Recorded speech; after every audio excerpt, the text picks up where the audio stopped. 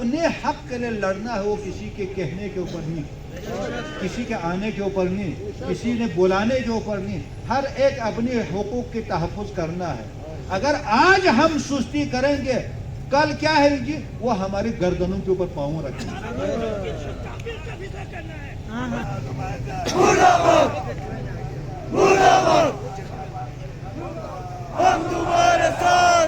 الحمدللہ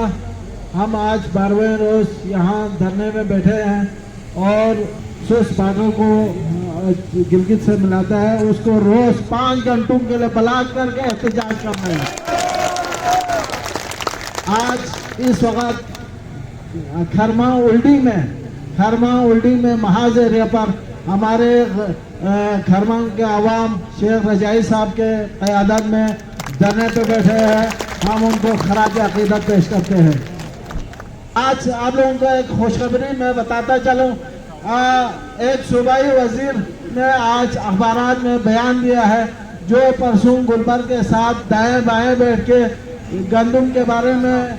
press conference میں بیٹھے تھے، انہوں نے کہا ہے کہ وفاق کے ساتھ مذاکرات ہوئے ہیں، پہلے دور میں کافی پیش رفت ہوئی ہے، آج اور کل چھٹی ہے، پرسوں پیر کے دن پھر وفاق کے ساتھ بیٹھ کے انشاءاللہ گندم کے جو بوریاں ہیں دوبارہ جو ہے نا پیسوں سے ختم کر کے، یہ ابھی 8-9 ارب روپے کی باتیں چل رہے ہیں نا، اس کو ختم کر کے 16 لاکھ بوریوں کا دوبارہ انشاءاللہ نوٹیفیکیشن ہونے والا ہے۔ باقی یہ ہونے کے بعد گندم کی قیمتوں کے لیے میں نے آپ لوگوں کو پہلے بھی وعدہ کیا ہے، آج پھر وعدہ کرتا ہوں، جب تک پرانے قیمت پہ بحال نہیں ہوتے ہم نے یادگار خالی نہیں کرنا۔ آپ لوگ مطمئن ہیں، مذاکرات کافی وفاق کے ساتھ شروع ہو چکے ہیں، انشاءاللہ ہمیں وفاق سے اور وفاقی اداروں سے ہمیں توقع ہے، وہ ہمیں نا امید نہیں کریں گے، وہ اپنے لیے یہاں مشکلات پیدا نہیں کریں گے۔ ٹھیک ہے جی، آپ صرف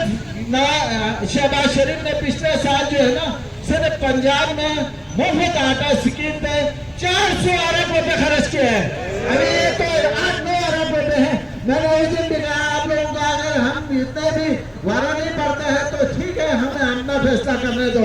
ٹھیک ہے جی، لیکن یہ پلان اے میں ہم اس طرح کے سخت باتیں نہیں کریں گے، پلان بی کی طرف انشاءاللہ ہمیں جانے کی نوبت نہیں آئیں گے۔ آج آغا باقر صاحب کے ساتھ انجمن امامیہ میں ہمارے کافی دن کوارڈینیشن کمیٹی کا کافی مفید میٹنگ رہا، انشاءاللہ اس جمعے سے پہلے پورے بلتستان کے علماء کو ہم اسکردو میں جمع کرنے جا رہے ہیں، اور انشاءاللہ یہاں پر اس دن عوام سے زیادہ علماء ہوں گے۔